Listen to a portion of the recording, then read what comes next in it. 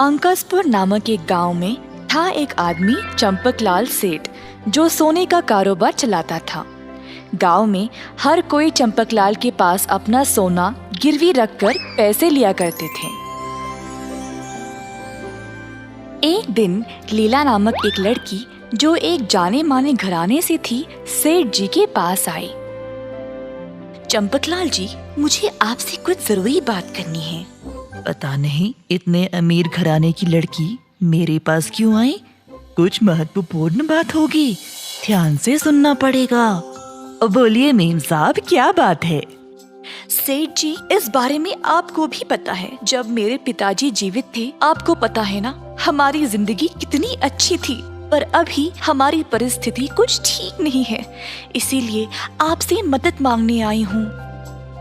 मैं आपकी जरूर मदद करूँगा, बोलिए।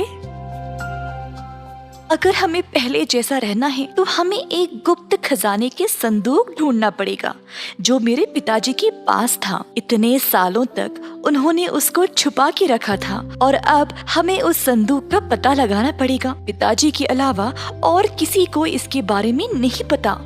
मैंने अपने सब नौकरों को सारे गांव में ढूंढने को बोला है। संदूक मिलने के बाद मैं आपके पास आऊंगी और आपको सब बेच दूंगी। आप उस खजाने का मूल्य देखें और मुझे उसके बराबर पैसे दे दें। वाह रे वाह, गुप्त खजाना! मेरी तो किस्मत ही खुल गई है, मुझे ये करना ही पड़ेगा। क्या सोच रहे हैं आप? कुछ नहीं मेम साहब, मैं आपकी मदद जरूर करूँगा।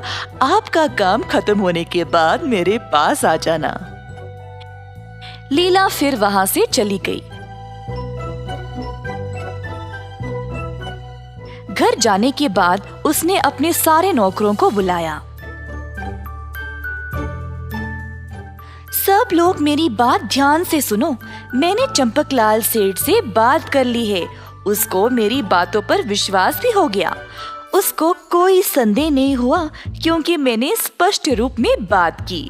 अब बाकी का काम तुम लोग संभालो। कमरे से सारे मटके ले आओ, नकली सोना लाओ और काम पे लग जाओ।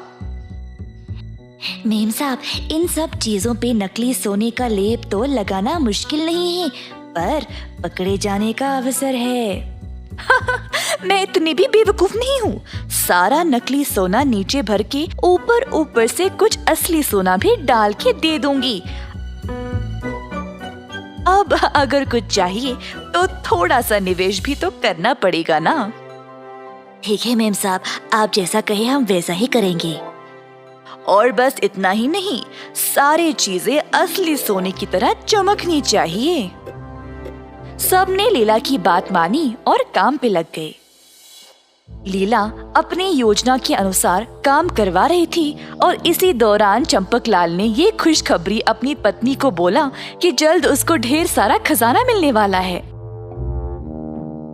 3 दिन के बाद लीला खजाना लेकर चंपकलाल के पास गई।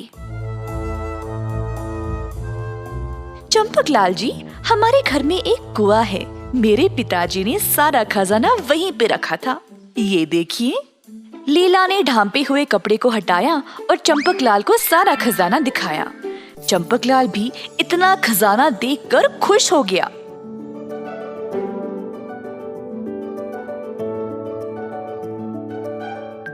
सेठ साहब, आप इतना चौंक क्यों गए? क्या ये सोच रहे हो कि ये असली है या नहीं? अरे नहीं, ऐसा कुछ नहीं है मेम साहब। आइए आइए, अंदर बैठिए।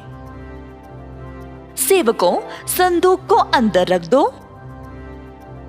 चंपकलाल इतना चौंक गया था कि उसकी बोलती ही बंद हो गई थी। ये तो बहुत सारा सोना है मेम साहब, मुझे यकीन ही नहीं हो रहा। जी, तो आप मुझे जांच के कब बताओगे इस सोने का मूल्य?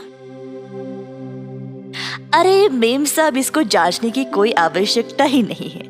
बस आप इस सारे सोने को मुझे बेच दे और पैसे ले जाए।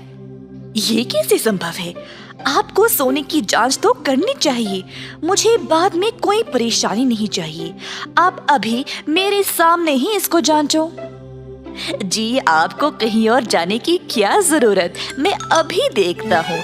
इधर लाइए। लीला ने सेठ को कुछ चीजें दिखाई, जैसे कि एक छोटा सा मटका, एक भगवान की मूर्ति और असली सोने का हार।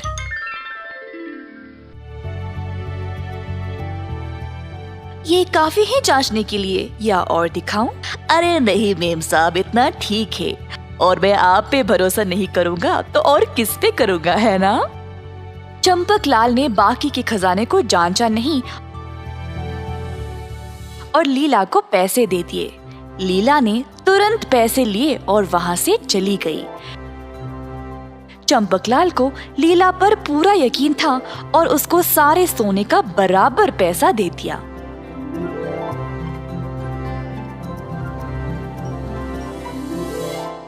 चंपकलाल ने अपनी पत्नी सरस्वती को सब बताया। वह अपनी पत्नी को दुकान पर ले गया सारा सोना दिखाने के लिए। सरस्वती इतना सोना देखकर खुश हो गई, पर उसको लीला के अलग से दिए गए सोने में और बाकी के सोने में कुछ अंतर दिखा। अब सरस्वती को शक होने लगा। असली सोना और नकली सोना बाजू में रखकर देखने पर उसमें अंतर नजर आ रहा था। आपको कुछ गड़बड़ नहीं लगा? क्या गड़बड़? जो सोना हमारे दुकान में है उसमें और लीला के सोने में आपको कोई अंतर नहीं दिखाई दे रहा। रंग थोड़ा अलग है ना? हाँ सही, पर ये बहुत सालों से कुएं में था ना, शायद इसीलिए। अगर ये कुएं में था तो ये सोना पुराना लगना चाहिए ना? इतनी चमक क्यों है इसमें? इधर लाने से पहले इसको अच्छे से साफ किया होगा ना। अच्छा ठीक है। आपने सोने को लेने से पहले जांचा है ना? हाँ, उसने खुद थोड़ा सोना दिया जांचने के लिए। उसने मुझे एक भगवान की मूर्ति, एक छोटा सा मटका और एक हार दिया था। उसने मुझे बाकी के खजाने को भी जांचने को कहा। मैं इतना खुश था कि मैंने बाकी का सोना जांचना जरूरी नहीं समझा। आपने यही गलती की। वो 3 चीजें मुझे जरा दिखाइए। चंपकलाल ने लीला के अलग से दिए हुए 3 चीजों को लाया। सरस्वती ने तीनों को जांचा।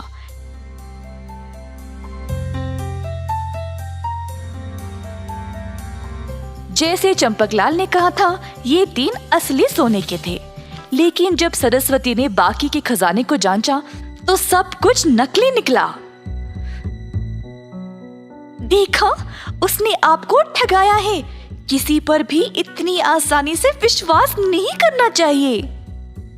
ओह, अब क्या करे सरस्वती? कहते हैं कि कांटे को कांटे से ही निकाला जाता है।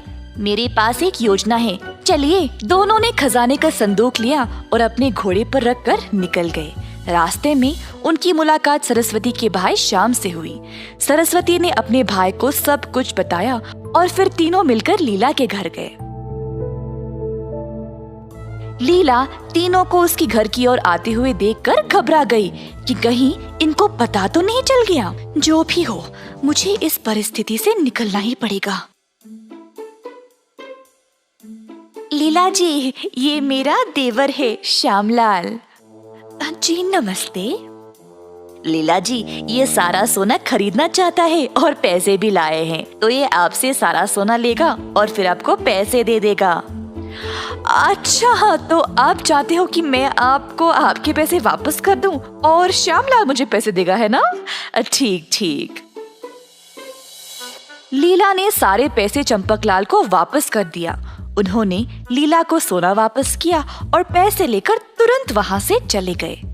श्यामलाल जी, आप ये सारा सोना ले लो और मुझे पैसे दे दो।